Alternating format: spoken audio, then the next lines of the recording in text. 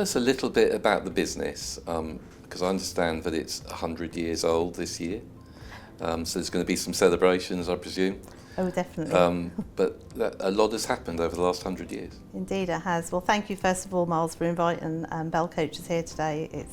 It's a privilege and an honour, so thank you for that. Belle Coaches, yes, it's going to be 100 years old this year. Started back in 1924. The founder of the business was Benjamin Shreve, and he started the business with very few vehicles. He had charabancs, and back then as well, they actually built their own coaches. Oh, really? So that was part of the beginning of the business, and transporting basically people backwards and forwards to work. That was the main core of the business in the early days, as well as obviously the war started, and we were involved in that then, transporting workers to the American air bases. We also done a lot of work in the winter where we took the seats out of the coaches and we actually converted them into coal vehicles. So Yes, we transported coal. Phenomenal. Yeah, so the business was very adaptable in the early days. There was a few other local businesses in the area, and we eventually bought most of those up. The business then went on to start transporting people on day trips.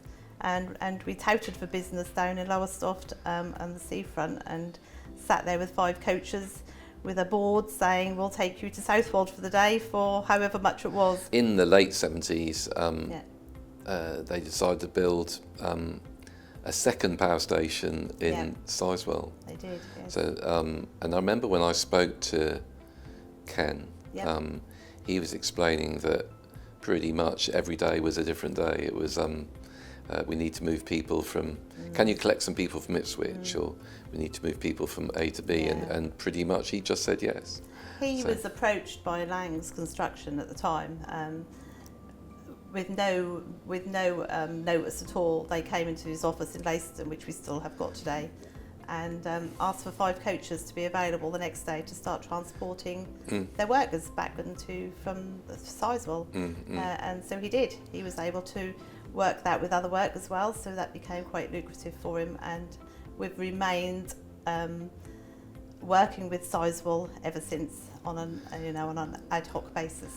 Which is fabulous, isn't it? Because you are the local company. Yes, we are, in inverted commas. So where do you get your drivers from? It's very, very difficult to recruit new drivers, especially coach drivers, because of the unsociable hours that they have to do. It's very, very difficult. And we're not finding many young drivers now coming into the industry at all, especially for coach drivers. So it is very, very, very difficult to recruit. We are extremely lucky. I have a workforce of 30 drivers, and really, really proud to tell you that some of them have been working for us for up to 40 years. Really? Wow. And so we have very, very few vacancies. But when we do, because we are an established company, I normally can find a driver quite easily. I go out to the LinkedIn, obviously, and the job fairs, and etc. So looking to the future, Caroline, we've touched on the stability of the business, that you've got a really good driver base, that you're able to respond to local demand. Some of those drivers are going to retire, and there are going to be demands coming from outside to ask you to employ even more drivers and put more coaches on the road. These are all going to be quite big challenges for your business to look at. Are you confident that as a team you'll be able to do that? I'm confident that we will be able to do that, yes. We work quite closely with a trainer and provider in Great Yarmouth, who does a lot of our driver assessments for us, and helps us with recruitment of new drivers. Yes, they're a good candidate, or perhaps this is not the right road for them to go on. So we've got a good key network around us to be able to recruit new drivers. I'm actually an MVQ assessor myself. Oh, are you really? Okay. I actually trained to do that for PCV vehicles a good few years ago, and so I know what I'm looking for. And basically it's got to be somebody who's passionate about driving that we take on, so you can wheedle out the people that you know are not really keen, they're just doing it because they need to get a job. it's And- important for us to have the right people. Exactly, and your engineers will be learning new skills about as the technology in the vehicles changes. Yeah, and we're noticing that already because we've got a maintenance fitter apprentice, and we really do quite like to take apprentices on and bring them up through the business. And we've got one of those already, and he's already telling the other two guys, oh, we could do this, and we could get on the computer and look at this, and Yeah. so he's already adapting and bringing new ideas to the already And then people. the fifth generation of Yes. the family are, I understand, on the horizon. And, Yes. Although very young, will be looking to get involved Yes, as well. we've got a 7-year-old in the 5th generation who, when her mum is away from the business, she comes down sometimes with some of the drivers and she tells us she's running the business. So I'm sure that she's going to be number 5 in the generations. So, how many coaches do you have? We have got 33 in our fleet currently, Okay.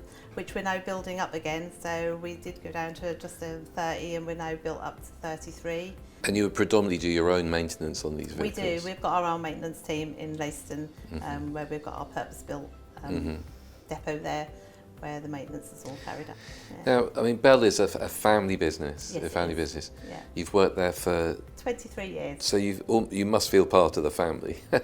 My children always call me at home Mrs. Belle. Mrs. Belle. Okay, fantastic. But yes, I do feel part of the family. And- I'm very and privileged to be So that part. Amy Churchyard is the managing director. Yes, she is, yeah. You're the general manager. Yes, I What am. team do you have supporting you within? Oh gosh, we all support each other. It Okay. is because it is a family business, and that is what I really do like about it. My team around me are the transport managers, the finance manager, the tour manager, all the admin staff, the drivers. Amy herself, she's a fantastic director, somebody really that I aspire to, work with all the time. So yeah, I have a big team around me. We have about 50 staff. So, and we all muck in. We're all one big team. Fantastic. We muck in. So every morning you wake up Yes. and your first thought is going to be Belle Coaches. Often, I should think.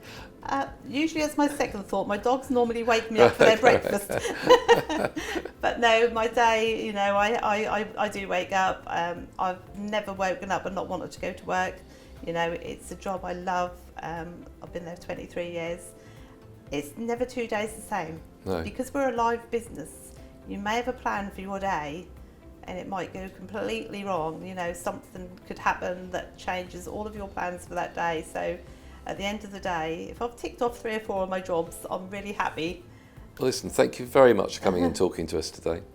Really enjoyed it, and we've left with this image of a very sound business that is going to be in a perfect position to take advantage of opportunities that arise. So, exciting to hear what drives business leaders in Suffolk and how their offer will support the big infrastructure projects in the area. Don't forget, there are many more online in-conversation interviews with me, Miles Vartan, digging deep into business excellence. Follow my Super Suffolk Suppliers online series on YouTube and find out what makes Suffolk tick.